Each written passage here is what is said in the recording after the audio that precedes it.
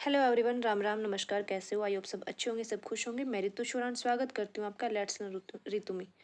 तो भाई ये क्लास जो है हमारी, कोई भी एग्ज़ाम, कंपटीशन का एग्ज़ाम है आपका या बोर्ड के एग्ज़ाम है, तो जहाँ आपकी संज्ञा आती है उन एग्ज़ाम्स के लिए है। अगर मैंने एस्टेट लिखा है तो इसका मतलब ये नहीं है कि ये सिर्फ एस्टेट में काम आएगी। नहीं, वो इसलिए लिख दिया जाता है क्योंकि अभी एस्टेट का एग्ज़ाम होने वाला है तो हम एस्टेट का लिख देते हैं। बाकी अगर सीईटी है या आपका कहीं डी ट्रिपल प्लस भी है, केवीएस है, रीट है, सब में काम, जहाँ आपकी संज्ञा पहुँच जाएगी वहाँ काम आएगी।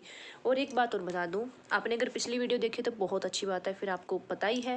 लेकिन अगर जिसने नहीं देखी, जो फर्स्टली ये वीडियो देख रहा है, तो उसको मैं ये बता दूँ कि भाई मैं सिर्फ क्वेश्चन का आंसर बताने में विश्वास नहीं करती कि भाई हाँ क्वेश्चन पढ़ा और आंसर बता दिया और बात खत्म। नहीं, कंटेंट पे काम करते हैं हम, कि अगर 4 ऑप्शन है तो चारों को ही डिफाइन किया जाता है कि हाँ भाई इसका ये आएगा, इसका ये आएगा, इसका ये आएगा। ठीक है, तो इस बात को ध्यान में रखना। ऐसा नहीं है कि हाँ ठीक है गाजर से बेचती, नहीं। और सारे ही प्रीवियस ईयर क्वेश्चन है, यानी कि एस्टेट में, सीटेट में, रीट में आए हुए क्वेश्चन है, कोई सीईटी में आया हुआ क्वेश्चन है, तो अलग अलग एग्जाम में आए हुए क्वेश्चन हैं सारे। ठीक है, और एक्सप्लेनेशन के साथ करवाया जाएगा। तो चलिए भी फर्स्ट क्वेश्चन है, रीड करते हैं क्या है हमारा। फर्स्ट क्वेश्चन है हमारा कि गुलाब फूलों में श्रेष्ठ है।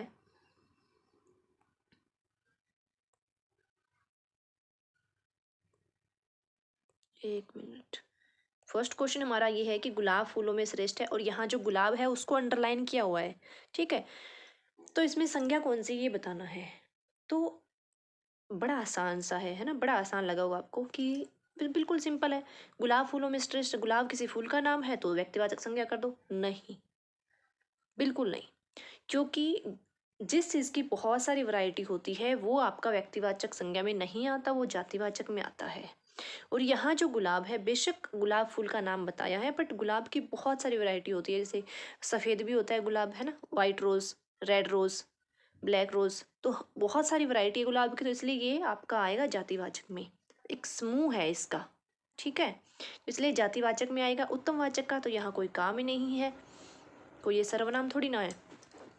और भाववाचक, भाववाचक में तो भाव पता चलना चाहिए, भाव का बोध होना चाहिए, तो यहाँ कोई भाव का बोध नहीं हो रहा, व्यक्तिवाचक आएगा ही नहीं, क्योंकि ये किसी एक पर्टिकुलर फूल का नाम नहीं है, ये एक वैरायटी है। इसमें भी बहुत सारी वैरायटी होती है, इसलिए हम इसको व्यक्तिवाचक नहीं कहेंगे। तो मैं आपको बता दूं कि संज्ञा के जो है वो 3 भेद होते हैं, मुख्यतः मुख्यतः 3 भेद होते हैं। और पहला है आपका व्यक्तिवाचक संज्ञा, जातिवाचक संज्ञा, और तीसरा है आपका भाववाचक संज्ञा। बट आजकल हम 5 मानते हैं, क्योंकि जो जातिवाचक है उसके 2 भेद हैं। पहला है उसमें समूहवाचक और दूसरा है आपका उसमें द्रव्यवाचक। ठीक है, ये 2 भेद जातिवाचक के होते हैं। जहाँ ऑप्शन में समूहवाचक या द्रव्यवाचक लिखा हो तो ठीक है, उसको टिक करना है। अगर उनको ना लिखा हो तो वहाँ हम जातिवाचक को टिक करते हैं, तो ये ध्यान में रखना। अगला क्वेश्चन आपका क्या है, यहाँ गुलाब अच्छा लड़का है, लड़का को अंडरलाइन किया गया है, ये ध्यान में रखना। अंडरलाइन जो है वो लड़का के नीचे है, यानी कि लाइन जो लगी हुई है वो लड़के के नीचे लगी हुई है। तो गुलाब अच्छा लड़का है, वाक्य में संज्ञा कौन सी है ये आपने बताना है। तो यहाँ देखिए भाई, आप जब रीड करते हैं,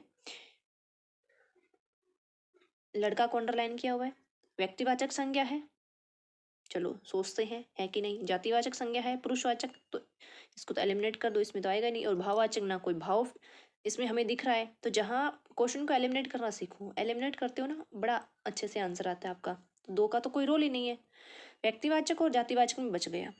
तो आपको पता है अगर गुलाब के नीचे लाइन होती तब तो ये व्यक्तिवाचक में आ जाता, क्योंकि गुलाब की बात हो रही है, गुलाब लड़के का नाम है, यहाँ फूल का नाम नहीं है, यहाँ वैरायटी नहीं कह सकते आप।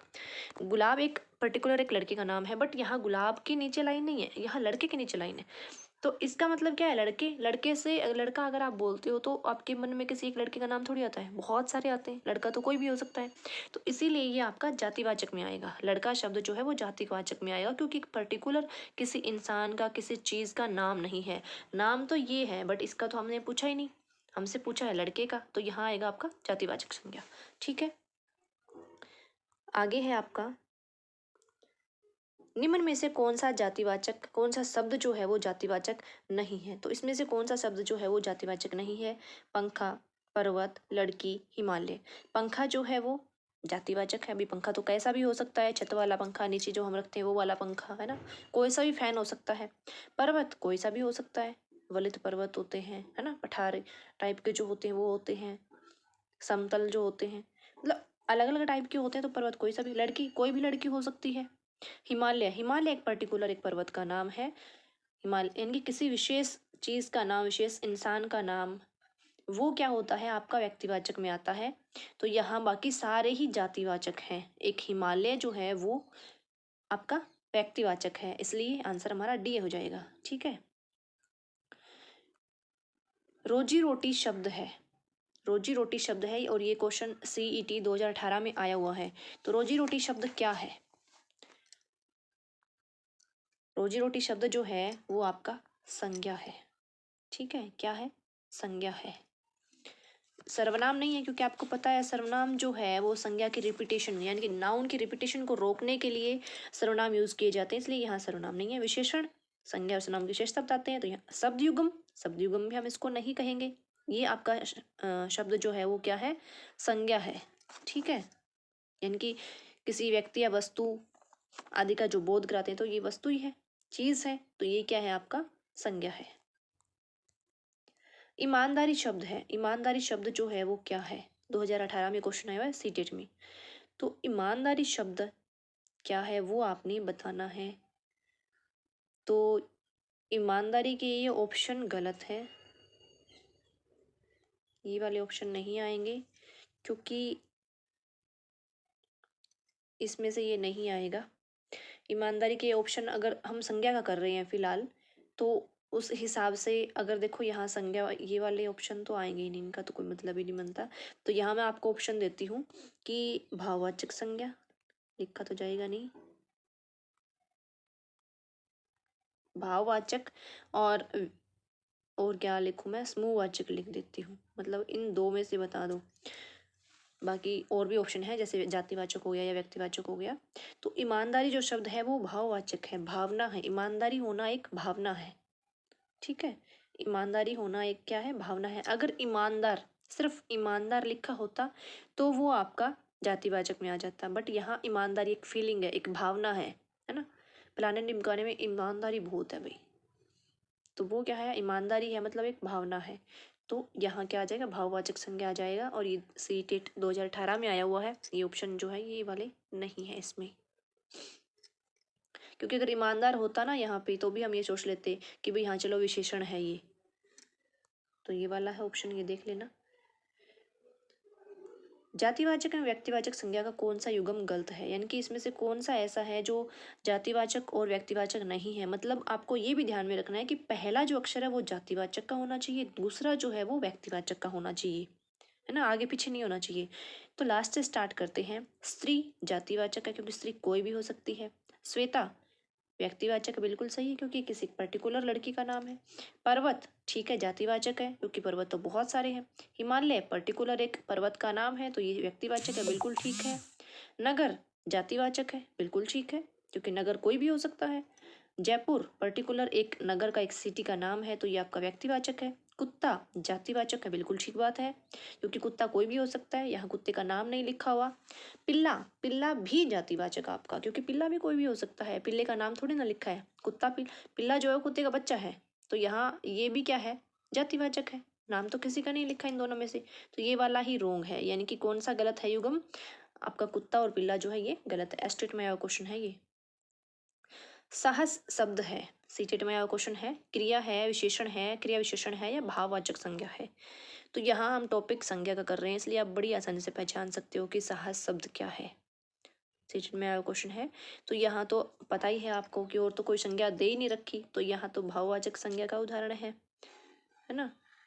तो भाववाचक संज्ञा है साहस शब्द आपका। बुद्धिमानी शब्द है, बुद्धिमानी शब्द क्या है ये आपने बताना है। बुद्धिमानी शब्द है, सीटेट में आया क्वेश्चन है 2015 में। तो बुद्धिमानी शब्द क्या है आपका? तो बुद्धिमानी शब्द है वो भी संज्ञा ही है, क्योंकि विशेषण होते हैं विशेषता बताने वाले। अगर बुद्धिमान होता तो विशेषण होता, बुद्धिमान कि वह बड़ा बड़ा बुद्धिमान है, बड़ा इंटेलिजेंट है, तो ये विशेषण हो जाता। क्रिया भी नहीं है आपको, क्रिया तो करना या होना किसी काम का होता है, तो बुद्धिमानी करना या होना थोड़ी है। सर्वनाम भी नहीं है, क्योंकि सर्वनाम तो संज्ञा की जगह भी यूज किए जाते हैं, है ना, उसकी रिपीटेशन को रोकने के लिए।